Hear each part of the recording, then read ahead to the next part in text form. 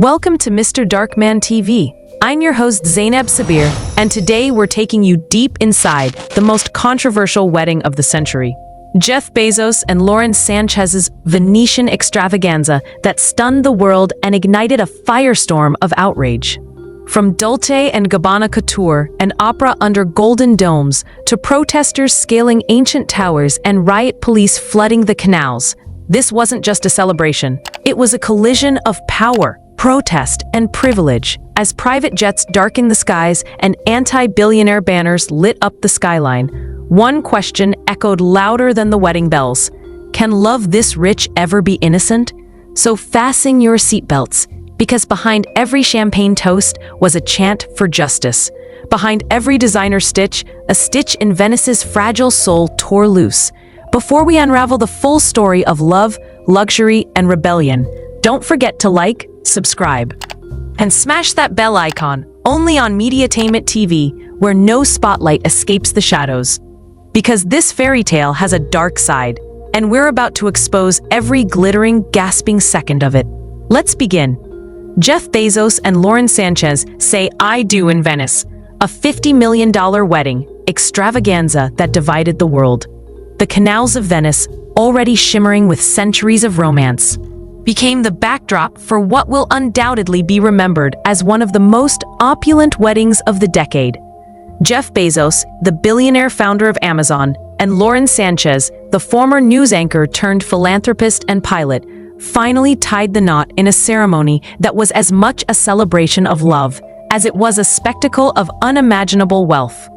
Over 3 days, the couple transformed Venice into their own private playground, hosting A-list guests, indulging in Michelin-starred feasts, and sailing through the city's waterways on yachts worth more than most people's lifetimes of earnings. But while the world watched in awe, not everyone was enchanted. Protesters took to the streets, decrying the extravagance as a symbol of wealth inequality, while locals debated whether such events were a boon or a burden to their sinking city. The wedding itself was a masterclass in luxury. The couple exchanged vows on the picturesque island of San Giorgio Maggiore, with the historic church providing a breathtaking setting for their union. Lauren Sanchez, radiant in a custom Dolce and Gabbana gown that reportedly took 900 hours to craft, walked down the aisle to the sounds of Matteo Bocelli, son of the legendary Andrea Bocelli, singing Elvis Presley's "Can't Help Falling in Love."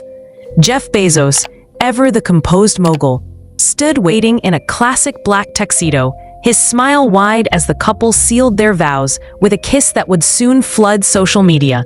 The guest list read like a who's who of global power and fame. Oprah Winfrey, Bill Gates, Tom Brady, the Kardashians, and even Ivanka Trump and Jared Kushner were among the 200 VIPs in attendance.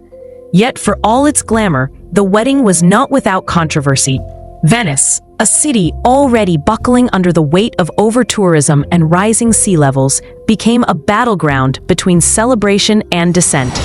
Activists from the No Space for Bezos movement staged protests, projecting slogans like "Tax Billionaires" onto the iconic St. Mark's Campanile, and floating a dummy of Bezos in the canals.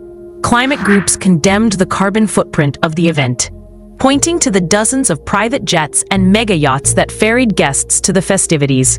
Some Venetians, however, saw the wedding as an economic lifeline.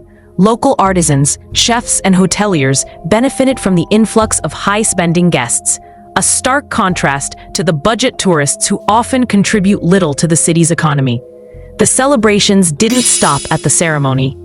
The newlyweds hosted an exclusive afterparty at the Arsenale, Venice's historic shipyard, where rumors swirled of surprise performances by Lady Gaga and Elton John.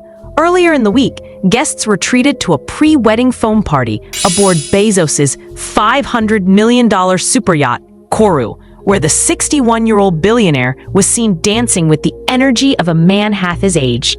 Meanwhile, protesters continued their demonstrations, their chants drowned out by the clinking of champagne glasses and the roar of fireworks lighting up the Venetian sky. In the end, the wedding was everything Bezos and Sanchez could have wanted, a dazzling, larger-than-life affirmation of their love, witnessed by the world's elite. but it also served as a stark reminder of the growing divide between the ultra-wealthy and everyone else. As the couple sailed off into the Venetian sunset, the question lingered. Was this a beautiful celebration or a glaring example of excess in an era of economic struggle for so many? One thing was certain. Venice would never forget the weekend it became the stage for the wedding of the century. Like and subscribe for more unfiltered coverage of the stories that matter. This is Zainab Sabir, signing off.